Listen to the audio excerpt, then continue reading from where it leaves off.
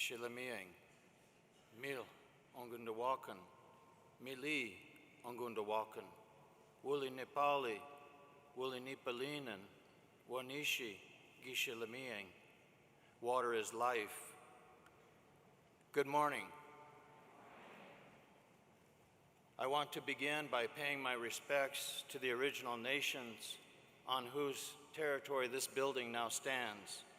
I want to acknowledge the ancestors who have loved the land through ceremonial conduct and prayers, and I want to acknowledge the original free and independent existence of our nations and peoples extending back to the beginning of time through our oral histories and our oral traditions.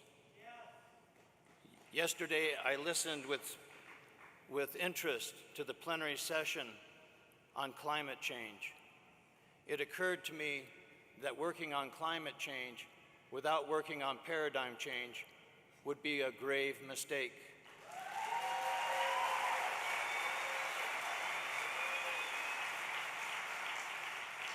We need a mental and behavioral shift away from the prevailing paradigm of domination and dehumanization, the symptoms of which are everywhere on planet Earth, our mother. More than 5 centuries ago, various popes in Rome, on behalf of Christendom, unleashed the paradigm I'm talking about. It may surprise you to learn that the empire domination model of Christianity was woven by jurists into the laws and policies of the United States and into the laws and policies of other countries such as Canada, Australia, and New Zealand. That hidden code of Christian empire has worked for more than 5 centuries toward the dissolution of our original nations and peoples, here on Great Turtle Island and Abiyala to the south. The idea patterns of domination and so-called Christian discovery have been incorporated into U.S. federal Indian law, where they remain to this day.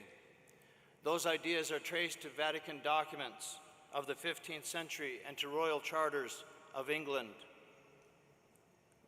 which declared the right of Christian people to discover the lands of heathens and infidels, and to assume a right of domination or subjugation against the nations and peoples of those places.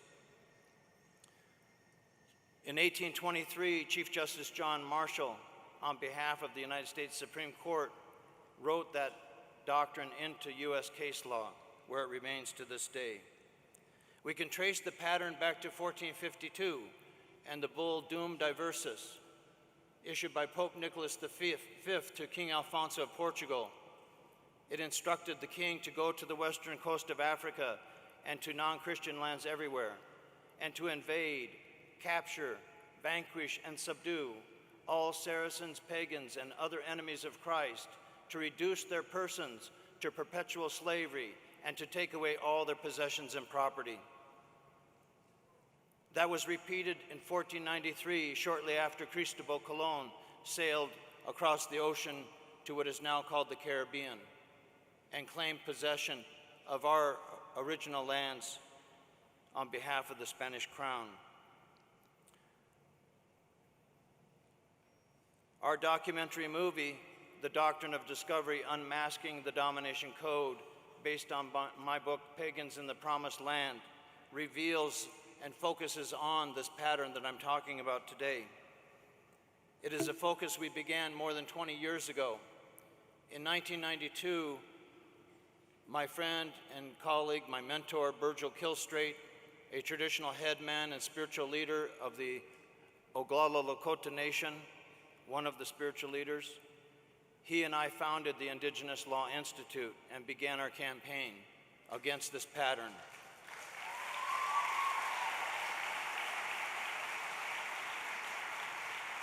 In 1993, we attended the Parliament of the World's Religions, and Virgil spoke on the 7 laws of the Ochete Shikowan, the sacred laws: compassion and respect, to share and to care and to give, bravery and courage, patience and fortitude, humility and humbleness, seeking wisdom and seeking understanding.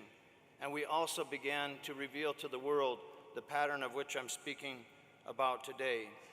That was during the time of Pope John Paul II. We called on him to formally revoke the Inter Cetera Papal Bull of 1493, and our campaign against the paradigm of domination and dehumanization continues today under the papacy of, or at the time of the papacy of Pope Francis. Ladies and gentlemen, I wish I had more time to go into detail. Given my time constraint, I will leave you with this. In 1954, the U.S. Justice Department delivered a legal brief to the U.S. Supreme Court in the case Tehitan Indians versus the United States. And the main argument of the Justice Department was that the Tehitan people in Alaska did not deserve monetary compensation for a taking of their timber because, quote, the Christian nations of Europe had discovered the lands of heathens and infidels. And the U.S. Supreme Court in 1955 upheld that, the same year I was born, and cited to Henry Wheaton's Elements of International Law, which referenced all the things I'm talking about. And among the other things that Wheaton said was this: the heathen nations of the other quarters of the globe were the lawful spoil and prey of their civilized conquerors. This was upheld by the U.S. Supreme Court as recently as 2005 in the case City of Sherrill versus Oneida Indian Nation of New York. I want to conclude by saying that it is time for Christians and the churches that are doing so to stop lying about our ceremonies. They need to stop telling our young people and others that our ceremonies are satanic or the work of the devil.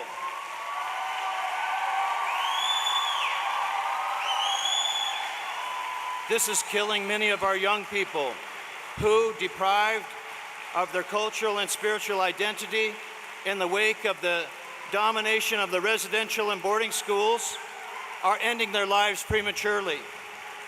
Additionally, the governments and the churches need to start putting as much time, effort, and energy into assisting with the revitalization of our languages, cultures, and spiritual traditions and our sacred places as they put into attempting to destroy them to begin with.